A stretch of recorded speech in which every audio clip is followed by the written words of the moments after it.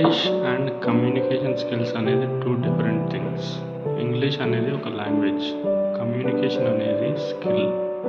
English communication అంటే English practice. But unfortunately మనకి English అయితే నాలెడ్జ్ ఉంది కానీ ప్రాక్టీస్ చేసుకోవడానికి స్కోప్ ఎక్కడ లేదు. అందుకే ఇంగ్లీష్ తెలిసినా కానీ ప్రాక్టీస్ చేయడానికి చాలా ఇబ్బంది పడుతుంటారు. అవసరం వచ్చినప్పుడు మాట్లాడలేక ఆపర్చునిటీస్ అన్నీ పోగొట్టుకుంటూ ఉంటారు. సో గ్రాడ్యుయేషన్ ముందే at least 3 to 6 months English practice చేస్తే ఈజీగా మల్టిపుల్ ఆఫర్ లెటర్స్ వస్తాయి క్యాంపస్ ప్లేస్మెంట్స్లో. ఇంటర్వ్యూస్లో ఐ కాంటాక్ట్ ఎలా మెయింటైన్ చేయాలి, ఎందుకు మెయింటైన్ చేయాలి?